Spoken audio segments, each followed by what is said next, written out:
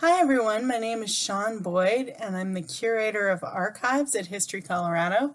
And today I want to talk to you about Colorado's role in the campaign for women's suffrage. 2020 marks the 100th anniversary of the passage of the 19th Amendment, which was the largest expansion of voting rights in American history, granting most women the right to vote in all elections. Today I'm going to talk about the conditions that led to Colorado's leading role in the national conversation around suffrage, Colorado's role in the conversation after 1893, some of the collections at History Colorado about suffrage, and what activities History Colorado is doing to commemorate the anniversary. To give us a little context, I want to talk about the history of the women's suffrage movement. So I'm just going to start with 1848 and the Seneca Falls Convention, which is that picture in the upper right-hand corner. At that convention, it was the first time that American women met to talk about getting more political rights. They passed something called the Declaration of Sentiments. Also for Colorado history, something significant is in that same year of 1848, the Treaty of Guadalupe Hidalgo brought southern Colorado into the United States. It had been part of Mexico. The border was the Arkansas River through Pueblo and Canyon City. And what was interesting was women in Mexico prior to that treaty had more rights than women in the United States. So that may come up again in our later conversation. Then in 1861, you can see in the picture there, the state picture. The black line is the Colorado area. We became part of, the Denver area became part of the Kansas territory. The northern area up near Fort Collins was part of Nebraska. The western slope was part of the Utah territory. And the southern part of Colorado, which should be more of a diagonal line, was part of the New Mexico territory in 1861. But the majority of the population in Colorado was part of Kansas. And Kansas became a state in 1861. And they were the first state to allow women to vote in school board elections. And that became true of the territory of Colorado as well. Now, obviously, between 1861 and 1868, quite a few things happened, including the Civil War. And after the Civil War, there were a couple of amendments that passed, 3 amendments, in fact, the 14th, 15th, and 16th Amendment. And they were meant to bring the formerly enslaved people into the United States. But the 14th Amendment reads that all persons born or naturalized in the United States and subject to the jurisdiction thereof are citizens of the United States and the state wherein they reside. Now that line, and subject to the jurisdiction thereof, was later used to disenfranchise Native American women. But women throughout the country saw that as a potential door opening for them to be able to vote. There were women who attempted to vote in the 1868 elections, the elections after that, including Victoria Woodhull, who was a suffrage character. And the courts decided that the 14th Amendment applied to women as citizens, but did not apply to them as voters.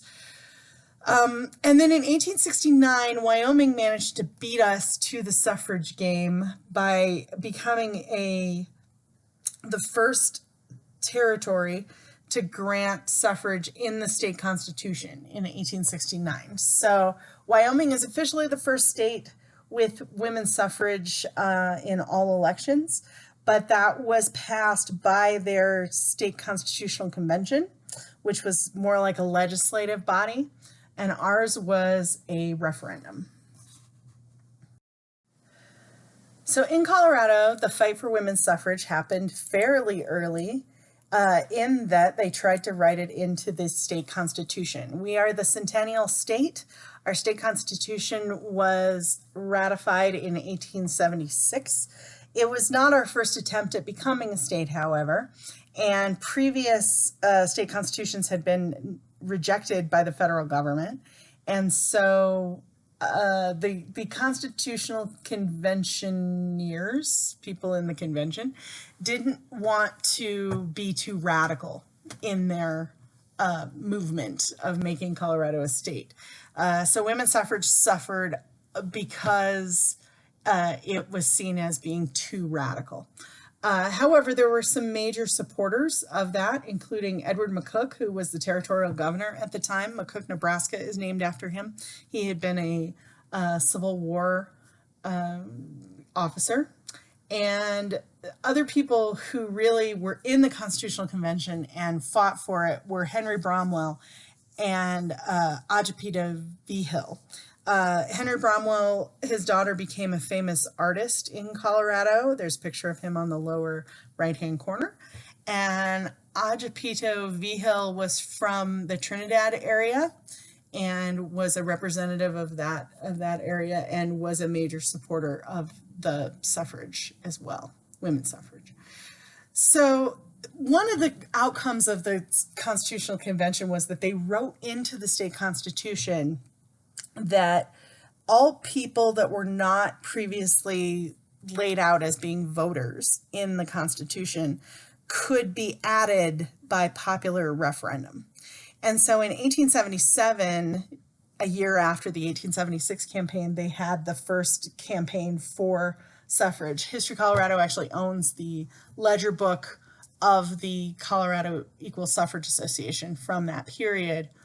And it included some early supporters like John Evans, who was the territorial governor, Nathan Meeker, who Meeker, Colorado is named after, and he lived in Greeley. He was part of the Union colony in Greeley, which was a utopian kind of colony. And then William Byers, who started the Rocky Mountain News and was an early History Colorado board member, president. They were all early supporters of this 1877 campaign. And they managed to bring out the attention of Susan B. Anthony. That picture in the upper right-hand corner is Susan B. Anthony from about 1877. And Lucy Stone, who was another national suffrage leader with her husband, Henry Blackwell. And they came out here and actually campaigned in 1877. It was soundly defeated in that campaign. One county in southern Colorado only had 5 people vote for it. There was one county that passed it. You may actually be able to guess that it was Boulder. It was also popular in Greeley, but it was still defeated in Greeley. So 1893 is really when the suffrage movement took off in Colorado. And 3 things happened, including the suffrage campaign, which I'm going to talk about. But in chronological order, it starts with the World's Fair, which happened in Chicago. The picture in the lower right-hand corner there is the White City. That was the Chicago World's Fair. And this was a major event throughout the United States. One of the features of it was there was a women's building at the World's Fair, and Susan B. Anthony was there kind of presiding as a grand dame of women's suffrage throughout the country. And there were a number of Colorado women that were represented at the World's Fair who were also involved in women's organizations in the state. And they came as a delegation to Susan B. Anthony and said, we think we can get this suffrage. We think we can get it through this year in 1893. And Susan B. Anthony was not super supportive of that, but because she had been part of that 1877 campaign. But she decided to send her young protege, Carrie Chapman Catt, she was Carrie Chapman at that point. There's a portrait of her on the slide, who had been working with her to come out and be kind of a political advisor for the women in Colorado. Carrie Chapman Catt went and spoke all over the state. It was barnstorming was what that was called. And one of the stories was she went to a community in the mountains and she had to be in another community within like an hour. And they put her on one of those hand carts with the pump that went up and down and just sort of pushed her down the mountain. And she swore she would never do that again. But she spoke in over 100 places throughout the state. And was a major push for supporting women who were already working in the state. Another major factor that happened was the silver crash. So Colorado's economy had been based on silver. We had the largest set of silver mines in the country. Leadville was the richest county in the United States. And the U.S. decided to back their currency with gold instead of silver. So this caused a major economic panic in Colorado, as reflected in the upper right-hand corner.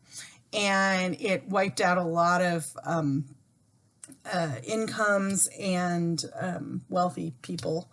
But it also caused people to think about the economy in a different way. The suffrage campaign really kicked off probably in July or August, got its biggest pushes in the newspapers in October of 1893. And of course, the election was the first week of November. And during that October period, they were women and men throughout the state were speaking at any place they could get a spot. They said later that they were doing it kind of underground and quickly, and part of it was because the Brewers Association was opposed to it, because there was this kind of idea that women's suffrage and the Women's Christian Temperance Union were tied in together. And so the Brewers Association understandably did not love the idea of prohibition. And so they thought that more women voting would cause prohibition to happen. So they were the main organized anti-suffrage group along with the Catholic Church. So the picture in the lower left-hand corner shows one of the polling places in 1893, as well as people going and trying to round up people. They did actually get in trouble because they were standing too close to the polling places campaigning. They didn't understand that there was a 100-foot rule around the polling places even then, and that was noted in the newspapers. So the main organization involved in the 1893 campaign was the Colorado Nonpartisan Equal Suffrage Association, which got help from churches and other women's organizations throughout the state. The Colorado Federation of Women's Clubs had not yet formed.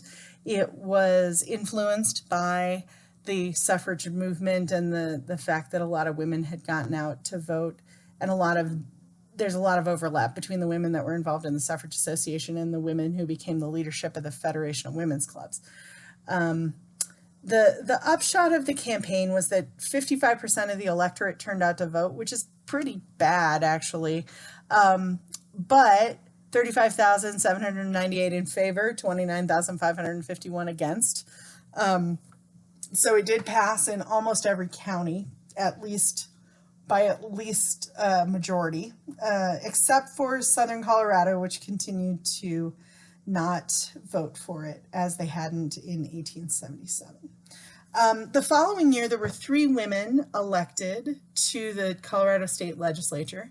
Clara Cressingham, who's in the upper right-hand corner, Carrie Clyde Hawley, who's the next one kind of rotating down, and Frances Clock. And they were the first women to be elected to any legislature in U.S. history when they were elected to the Colorado House of Representatives. Clara Cressingham was 32 years old and was the youngest of the 3 elected. She also became the first woman to fulfill a leadership position as she became Secretary of the House Republican Caucus. And she was the first woman to have a bill introduced and become a law, which boosted the state's sugar beet industry. Another bill she introduced addressed the creation of a system of free schools. Carrie Hawley was the only one of the 3 who was active in the suffrage movement, and one of her bills was raising the age of consent from 16 to 18. It did eventually pass, although she had originally wanted to change it to 21. So they got it to 18. She also helped pass a bill giving mothers the same rights to their children as fathers, and with other women helped to create homes for delinquent girls. Frances Clark was the first woman to chair a committee of Indian and Veteran Affairs and the first woman to preside over the state legislature. So she was also very involved.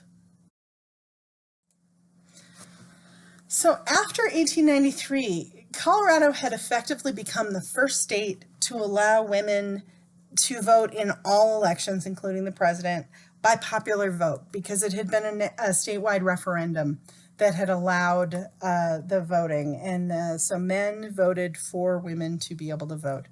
And that translated to other Western states. Wyoming was already allowing voting, but within quick succession, Montana, Kansas, Idaho, Washington, Oregon, Nevada, Arizona, and California also, and Utah, also adopted women's suffrage. And so the Western states became kind of a reverse version of Manifest Destiny for the suffrage movement, kind of becoming symbols for the Eastern states of this isn't that bad, or it is that bad, depending on who you talk to. But this picture shows kind of the Western states' women bringing the light of knowledge to the poor, suffering people in the Eastern United States. What happened with the women's suffrage leaders of the 1893 campaign is a lot of them became national women's suffrage leaders. Ellis Meredith, who I'm going to talk about a little more in a minute, as well as Harriet Taylor Upton had been involved in the Colorado suffrage movement, Carrie Chapman Catt. A lot of people who had worked on the suffrage movement in Colorado then went on to work for suffrage in other states. So, and then political leaders throughout Colorado between 1893 and 1920 were often asked what effect women voting had on their state. So, and some of them answered in the affirmative and some of them did not. So now I just want to talk for a minute about Ellis Meredith, who History Colorado has a couple of collections from. She's known as the Susan B. Anthony of Colorado. She was born in 1865 in Montana, but her family had been in the West since at least 1857. They were progressives. Her great-grandfather had been a Methodist minister. Her dad was an Irish immigrant who became a reporter, and then he came from Ireland to Minnesota, met her mom, became a reporter in Montana, and then by 1891 he was in Denver, and he had become the managing editor of the Rocky Mountain News by 1892, and then they hired Ellis in 1892 as well to be a correspondent. So Ellis's dad was the managing editor of the Rocky Mountain News, which I'm sure didn't hurt in her desire to become a columnist. She became a leader in the suffrage movement. She became the corresponding secretary of the Nonpartisan Equal Suffrage Association and became the representative talking to national suffrage leaders as well as collecting letters from them. Her post-suffrage career included working on the charter for the city and county of Denver in 1901, and she was also very involved in the Federation of Women's Clubs. She was married a couple of times. Her first husband, Howard Stansbury, was also a reporter for the Rocky Mountain News. They were married prior to the 1893 campaign, so some of her correspondence says Mrs. Stansbury. She then married Henry Clement, and was married to him for the rest of her life. She died in 1955. He died in 1965. She was always known as Ellis Meredith, even though her real name was Elizabeth S. Meredith. Ellis actually brought a collection of papers to the Colorado Historical Society, now History Colorado, in 1925. And it's been labeled as manuscript number 427, which you can request in our research center when we are open. And it includes, it's 2 boxes, and it includes letters from national suffrage leaders about the 1893 campaign. We've digitized a lot of this collection and are in the process of planning a crowdsourcing campaign to translate the letters. As you can see, the handwriting on these letters is not super readable, for a new generation to translate that handwriting. And this collection contains incredibly valuable information about the suffrage campaign, including the middle letter there is Carrie Chapman Catt's pay negotiations for speaking engagements in 1893. On the left is a letter from Lucy Stone, who was an early national suffrage leader. There's also a note in this collection that says that Lucy Stone and Henry Bromwell, her husband, were the largest financial contributors to the 1893 campaign. On the right-hand side is a letter from Susan B. Anthony, and it's dated there, Philadelphia, Pennsylvania, November 23rd, 1893. And it says, "My dear Mrs. Stansbury," and then Ellis has typed over the top of it with a typewriter, "Ellis Meredith." Most of the letter, it's 4 pages long, and most of the letter is Mrs. Anthony saying that she can't come to the party to celebrate the suffrage movement. But if you look about 3/4 of the way down the letter, there's a letter O, and it says, "Oh, how glad I am that at last we have knocked down our first state by the popular vote." And then there are 2 exclamation marks. It's almost like a little smiley face. So these are some highlights of the correspondence in that older Ellis Meredith collection. There are other things in the collection that are more printed materials, such as Ellis's certificate for joining the National American Women's Suffrage Association that's signed by Susan B. Anthony, Carrie Chapman Catt, and Harriet Taylor Upton, as well as some handbills and flyers published by the Equal Suffrage Association supporting the 1893 campaign. There are also a number of newspaper clippings and other printed materials in the collection, including more letters from these other suffrage leaders as well as Ellis, and a lot of magazines that Ellis wrote for, where she wrote pro-suffrage materials. It's a pretty major collection for us. We've been working on digitizing as much of it as possible and getting it online. But until then, you'll have to come visit it at History Colorado. But wait, that's not all. We recently, in 2019, received a new collection of Ellis Meredith papers that were actually found on a houseboat in Florida. A couple found it when they bought a house in Florida, and the person they bought it from said that he had found them in a houseboat. And they called, and we ended up with the papers, and it covers, this is another set of things from Ellis Meredith, and it covers more of the post-1893 story, including a lot of photos of Ellis and her family, which are, less significant for the suffrage movement in general, but interesting from a biographical perspective of Ellis. It also goes into her writing career and includes a lot more correspondence. So this slide shows examples of some of the major people who are correspondents of Ellis's, including Susan B. Anthony, Anna Howard Shaw, Carrie Chapman Catt, Charlotte Perkins Gilman, and Ida Husted Harper, as well as Ben Lindsay, who was a major Colorado historical figure. There's actually a telegram in there from Ben Lindsay asking if he should run for Vice President of the United States for the Progressive Party in 1912, and Ellis's response, which is not if you're going to run against William Jennings Bryan. So Ellis was also involved in the first charter convention for the city and county of Denver, and has this cute, on the right-hand side, it has this cute Denver Post political cartoon showing Ellis getting more votes than all the other people on the commission. And then a photo of Ellis from the newspaper, as well as the charter itself. Those are all included in the collection. And Ellis worked for the National American Women's Suffrage Association, and then she went on to work for the Democratic Party.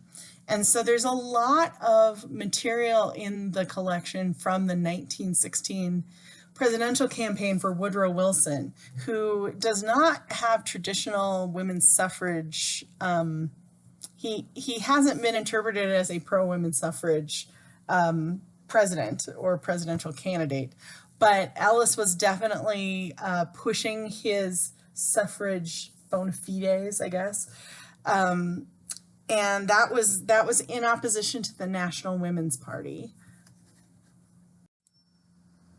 But like a good politician, Ellis was also collecting things from the National Women's Party, including their campaign textbook in the upper right-hand corner, which lays out their platform and their strategy for the 1916 campaign, as well as the program and flyers from their national meeting, which was held in Colorado Springs in 1916.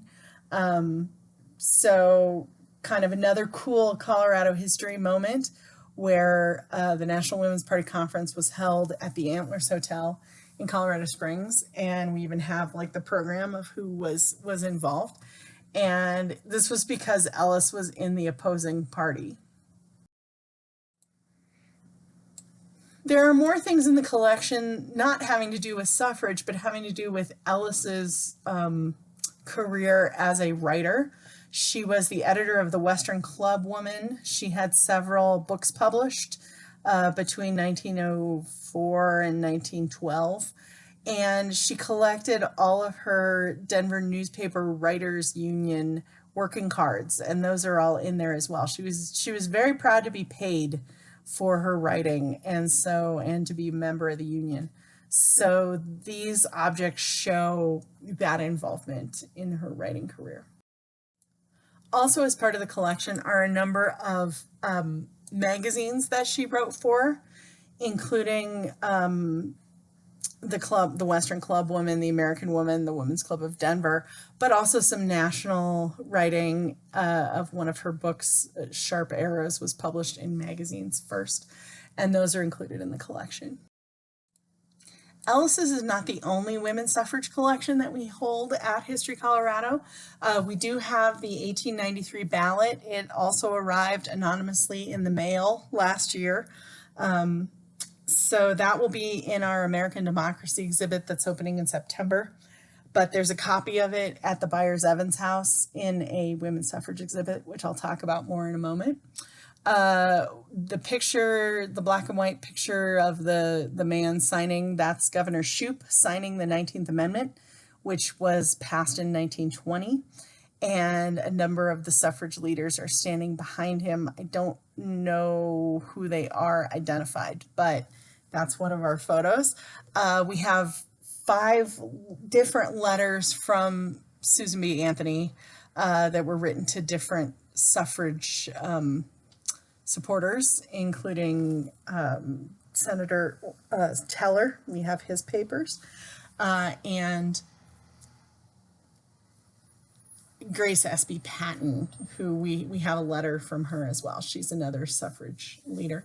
And then the photo there with the car that says Votes for Women, that's just one image inside of a larger set of family papers. So how can you see all these collections? Well, once History Colorado has reopened, they will be available in the Stephen Hart Research Center, which is on the 2nd floor of History Colorado, and is open Tuesday through Saturday from 10 to 4. And we will also be attempting to scan and otherwise digitize a lot of these collections and get them online. But you don't have to pay admission to the museum. You can come in and see this stuff whenever we're open. So I hope you take advantage of that. Because this year is the 100th anniversary of the 19th Amendment in 1920, History Colorado is participating in a number of initiatives right now, including the Women's Centennial Vote Commission, which was a board of women political and business leaders that were appointed by Governor Hickenlooper. They are hosting a calendar of events on the History Colorado website, which is available at that URL there. There's also a Bold Women Change History lecture series. The next event for that will be a summit on May 27th, 2020, and there are tickets available now. And then we have two exhibits open right now. One is at the center, or they're open right now when the museums reopen. One of them is at the Center for Colorado Women's History at the Byers-Evans House, and it is really centered around the 1893 campaign and the lead up to it and what happened afterwards. And then the History Colorado Center will be hosting a Smithsonian exhibit called American Democracy, which is opening in late September. And it's going to include the original Susan B. Anthony letter as well as the original 1893 ballot. And it's about who gets to vote, how voting rights happen. So it definitely ties in with the suffrage theme. There are also fellowships available at the Center for Colorado Women's History. Applications are being accepted right now. And I'm working on a guide to all of our women's suffrage collections at History Colorado, which I'm hoping to have available in August. So I just want to say thank you for hearing the presentation, and this is my contact information if you need to get a hold of me. Best ways through email of shaun.boyd@state.co.us. Have a great week. Thank you.